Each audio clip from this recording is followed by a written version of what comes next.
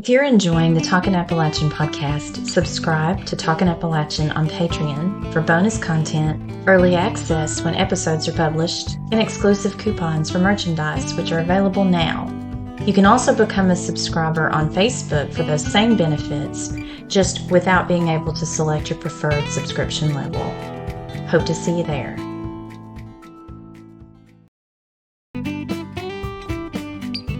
Have you started shopping for the holidays? The 2025 Talkin' Appalachian calendar makes a great gift, especially for language lovers, and you get to support the work of the podcast at the same time.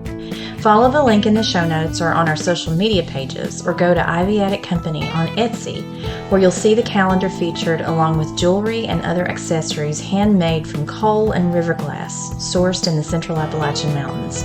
That's Ivy Attic Company on Etsy, and the link is in the show notes. This is Amy, and you're listening to the Talkin' Appalachian podcast.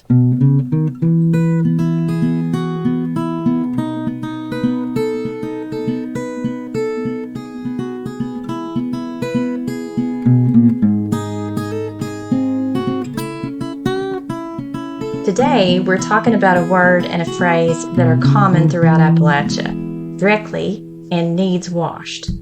If you're a teacher, especially a writing teacher, I hope you might find this episode especially helpful.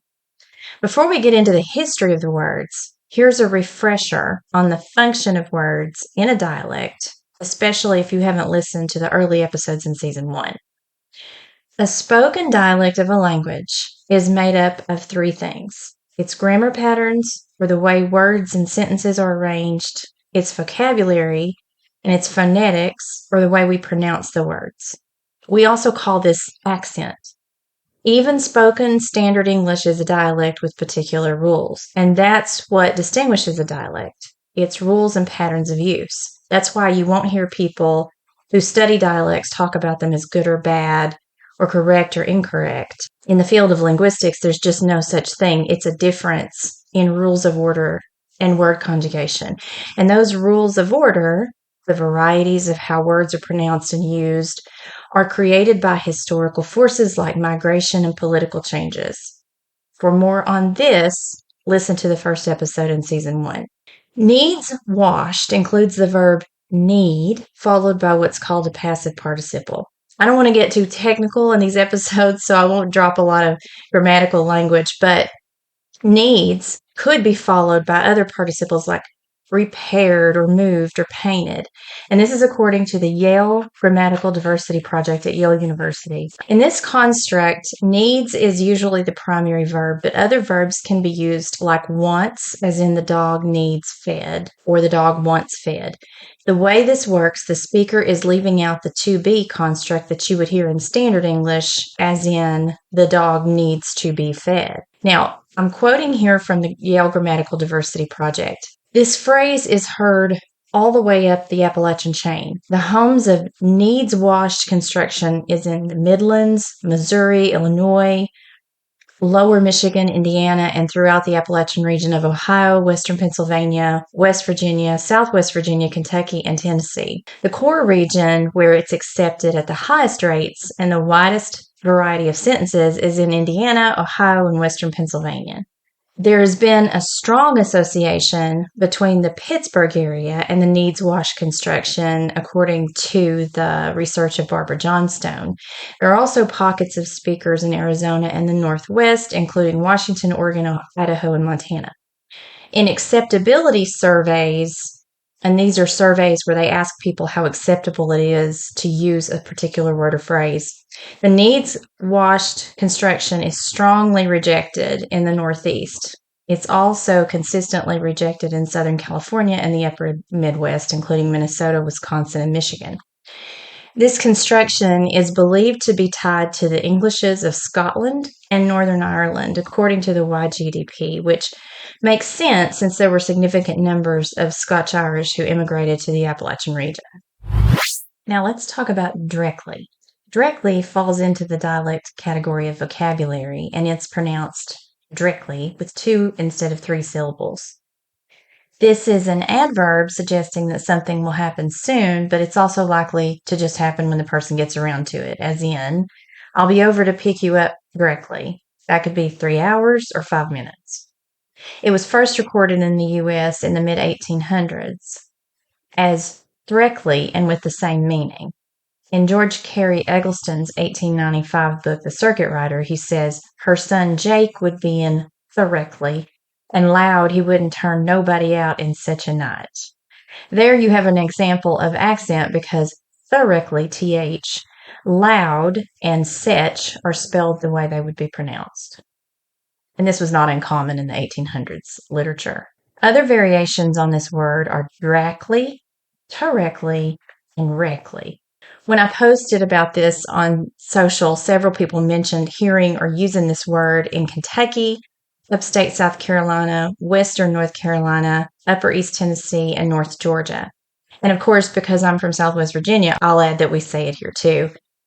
Now, if you're an educator, you might wonder what to do if you see constructs or words like this on an assignment. My first question would be, what's the assignment? If it's creative writing and a character is using vernacular or non-standard dialect features like this, then that's a good sign of character development. They're showing what the character's like, where they're from. They're showing instead of telling. They're using dialogue for that. But if it's an assignment where only standard English is allowed, then my hope is that you allow for 1 or 2 drafts with your feedback so students have the opportunity to code switch from one dialect to another in the final draft. I personally don't mark through words that come from spoken dialect. If I want them to code switch, instead I highlight the word or phrase, I tell them where it comes from, and I explain that it's part of their spoken dialect. Then I show them how to code switch.